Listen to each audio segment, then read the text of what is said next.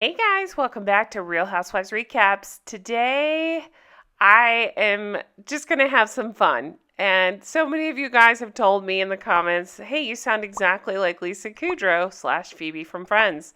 So you know what? We're going to do the comeback. I love that show. If you haven't watched it, it's very funny.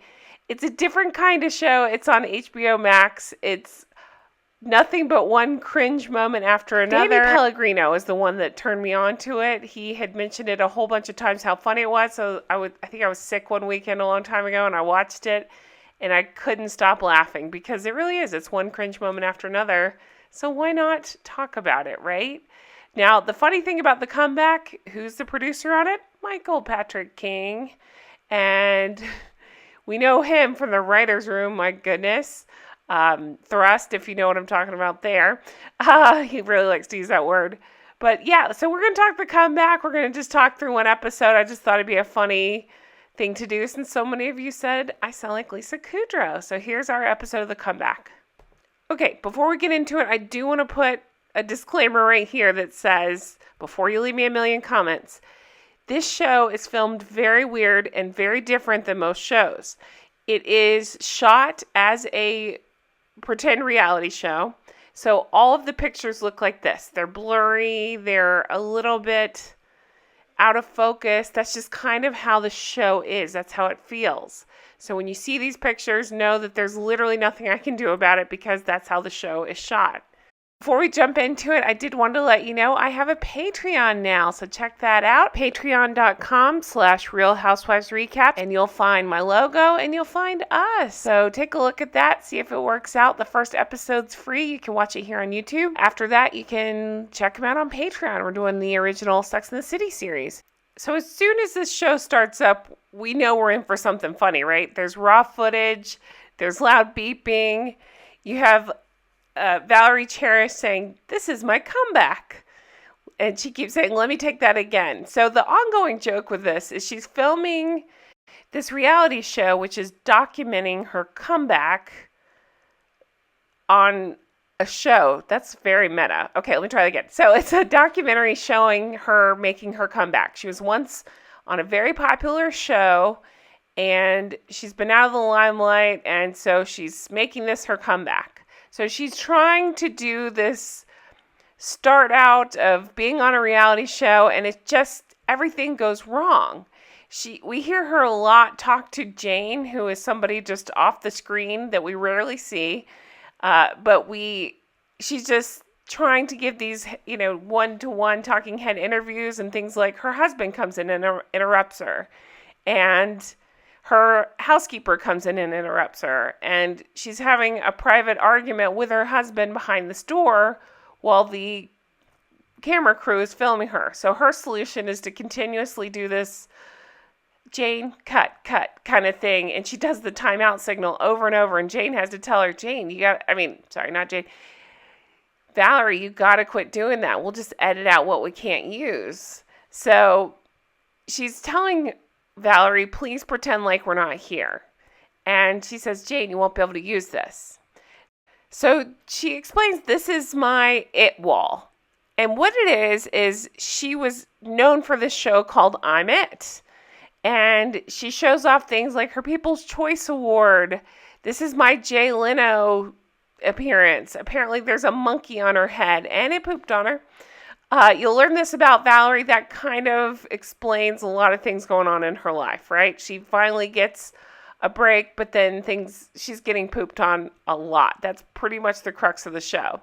She's very excited about this People's Choice Award because it's from the people. So we have a lot of lines like that are just like, thank you, Captain Obvious, but she's so likable in the show and so awkward, you root for her. So, yeah, it's just a bunch of funny stuff. We kind of learn the dynamic with her and her husband, again, arguing over the plumbing. It's a continued theme throughout the show. Water leaking, so a lot of things going on in this first episode here. So, she's trying to play it cool, right? She's trying to pretend like, yeah, this is something I do every day. She's going to try out for this pilot, basically. And it's they're giving away the game, meaning that we can tell she's not used to doing this, or, she had that one show and that's great, but she's been out of it for a while. Her makeup artist, Mickey, is completely following her around saying, you have to get this job. I need health insurance. He's an over-the-top, I think he's a hairdresser, actually. We find out she did 97 shows of I'm It. She walks into this building thinking she's pretty much a shoo-in for this part, and she finds all these fantastic actresses there also trying out for the part. She also gets dealt the blow that, hey, you may not even have this reality show. So what I mean is that they're following around all these other actresses as well, and whoever gets this part, the show is called Room and Board, B-O-R-E-D, then they also get the reality show. So she's freaking out. She's trying to make this work. We hear her say, she tries to whisper things so the camera won't pick it up, but of course it does. So we hear her say she needs this. She has to have this. Just so much going on. It's so funny. It's so awkward and cringe. I can't even do it justice. You definitely have to watch it. But she's saying, we need this comeback. She even agrees to take on less of a salary. The casting director is waiting on her, so she's signing the paper. She's like, it's fine, whatever. So she goes into the audition, and they say no cameras, even though it's about getting the comeback. They won't let her film. And then they go back to her, and we hear her saying, well, I got it.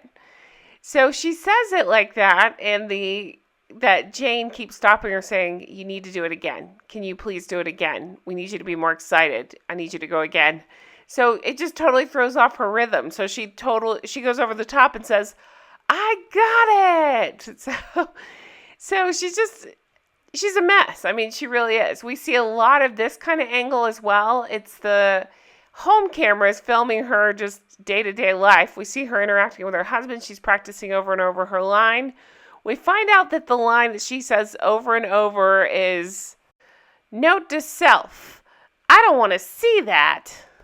The actual line that they wrote for her is, note to self, after a long day at work, I don't want to see that.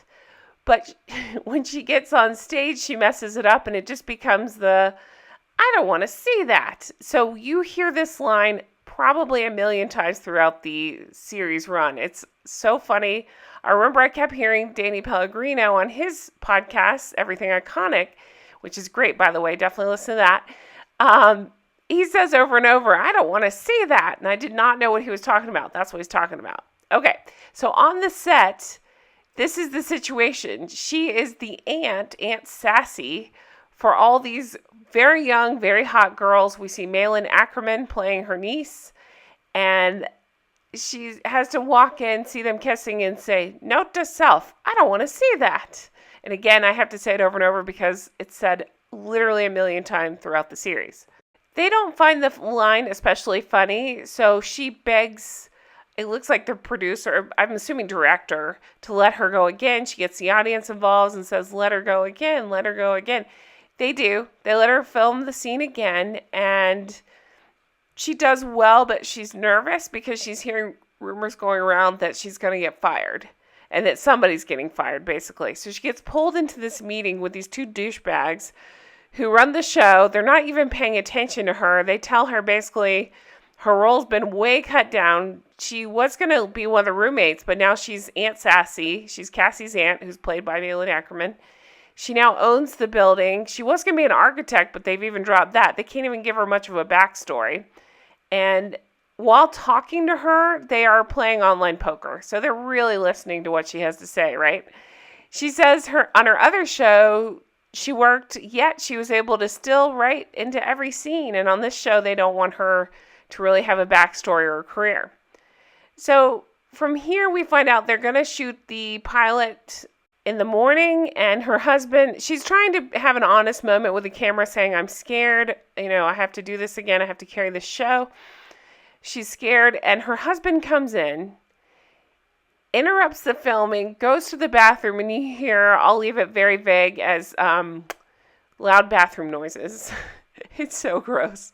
So she is so grossed out. She thinks she stops the recording, but it's still going, so we get to see them interacting.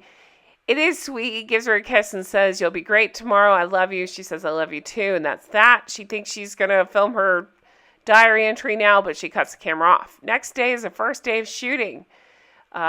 So she's Aunt Sassy. This is where we see her. She walks in. She says, "Note to self, I don't need to see that." And again, this is where we see her asking for another take. It's been a long day, and she's begging the director. He says, no. She gets a crowd to chant along, and Juna says she's her hero because she basically got the director to do what she wants to do.